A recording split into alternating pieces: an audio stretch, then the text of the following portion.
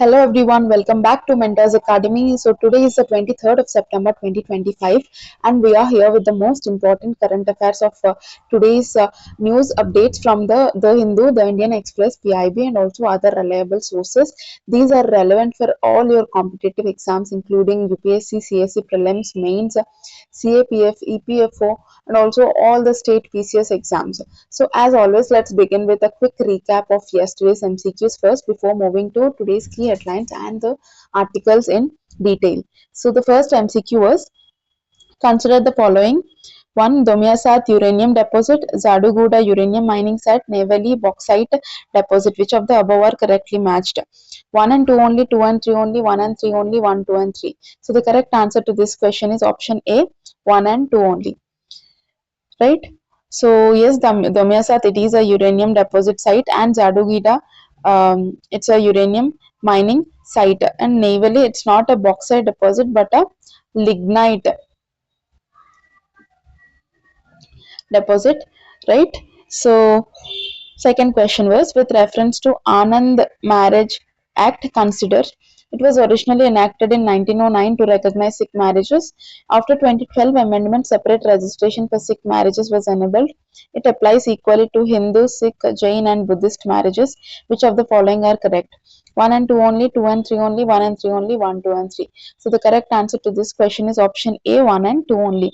Yes, it was originally enacted in the year 1909 to recognize the Sikh marriages, and the 2012 amendment, it provided for separate registration for Sikh marriages, and but it does not apply equally to Hindus, Sikhs, Jains and Buddhists. That's covered under the Hindu Marriage Act 1955. Right? So let's see today's some key headlines. Supreme Court judge says it's high time defamation was decriminalized. GST 2.0 taken effect on 22nd September. Number of polluted river sites are showing a slight reduction. CPCB. Seeds of the Future Clean Plant program gaining momentum. The growing relevance of traditional medicine. What to do if you face a digital arrest? Eyeing AI data center boom, India open to encouraging SMR-led nuclear push. So today's key headlines are these. So let's see them one by one in detail. So the first article, it's about defamation. It's called for decriminalization by a judge, right? So Supreme Court judge observed that it may be time to consider a criminal defamation under IPC sections 499 to 500, given its chilling effect on the free speech, right? So let's see some background here. Defamation. What is defamation exactly? Defamation means harming someone's reputation through words or publications. So civil defamation involves um, like damages, right? So while criminal defamation under IPC, it carries up to 2 years imprisonment. 2 years imprisonment. So the Supreme Court upheld its validity in very important judgment case here, Subramanya Swamy versus Union of India 2016, balancing free speech under Article 19 1 clause A with reputation under Article 21, right? So like these civil remedies are sufficient in most democracies.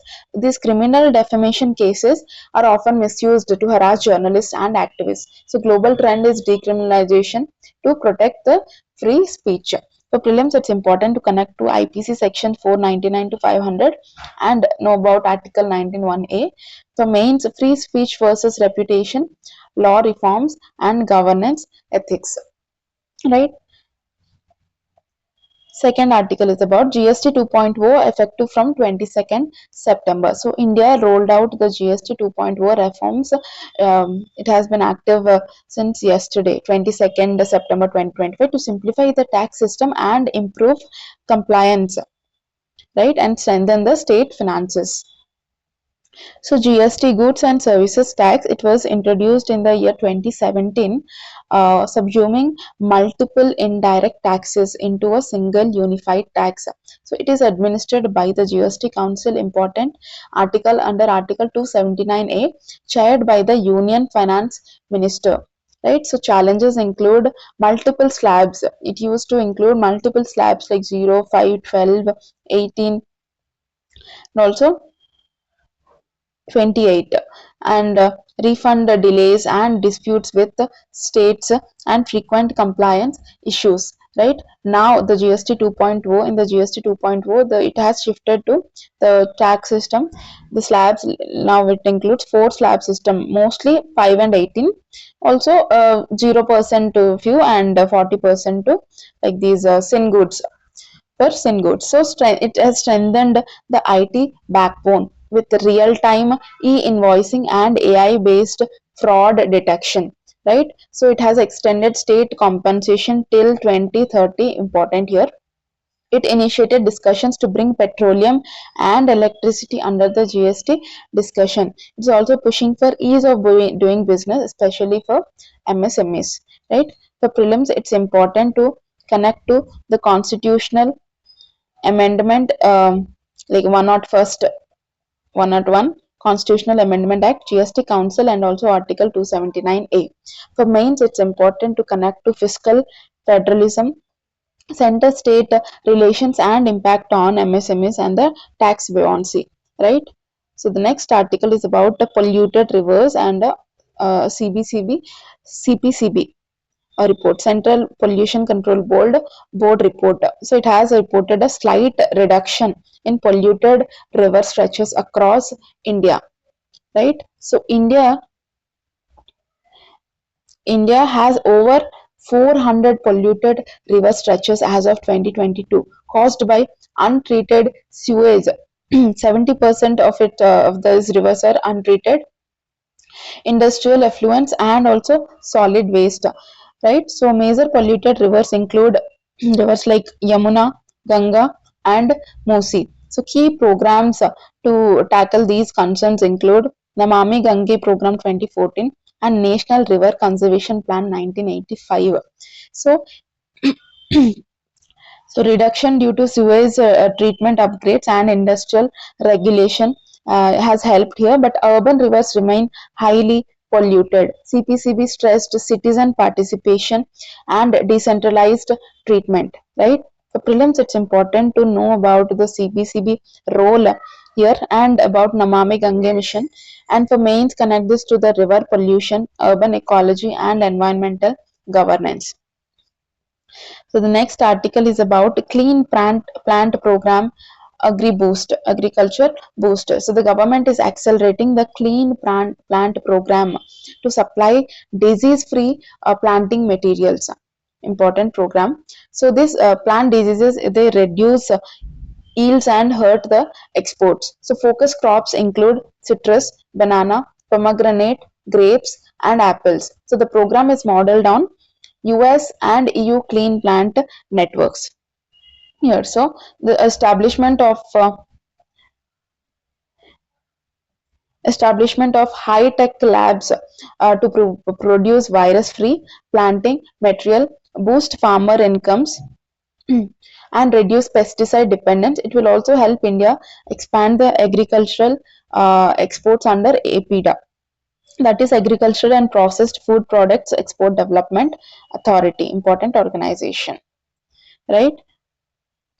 And for UPSC, it's important to know about APIDA for prelims and crops under this CPP Clean Plant Program. And for mains, about agri exports, sustainable farming, agricultural biotechnology, right? So the next article, it's about traditional medicine rising relevance. So WHO and India are jointly promoting traditional medicine on a global scale. So what does this traditional medicine usually include? It includes Ayush, very important abbreviation, Ayurveda, Yoga, Unani, Siddha, and Homeopathy in the global health. So India has created the Ministry of Ayush in the year 2014. WHO has set up Global Center for Traditional Medicine in Jamnagar, Gujarat, very important, in 2022. Right, the global herbal medicine market is worth around $100 billion. So here, preventive and integrative healthcare, is gaining acceptance worldwide. Concerns remain about standardization and scientific validation. India is positioning Ayush as a form of soft power diplomacy. Very important. You can mention this in your IR answers. For prelims, it's important to know about the WHO Center in Gujarat or Jamnagar and Ayush. For mains, about health diplomacy, cultural heritage, medical pluralism, also SDZ 3.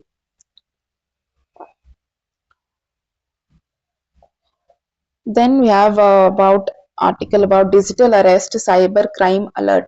The government issued warnings against the rising cases of digital arrest scams where for fraudsters impersonate officials to extort money. So here digital arrest involves, what is digital arrest?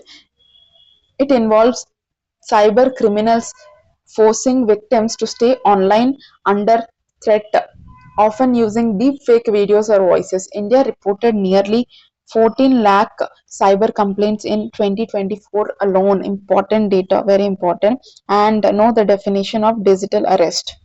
It's also important, right? So the government now is promoting the 1930 helpline. This is a cyber helpline, cybercrime helpline. So 1930 cyber helpline and the cybercrime dot gov dot in portal. It highlights the urgent need for digital literacy and AI regulation as well, right?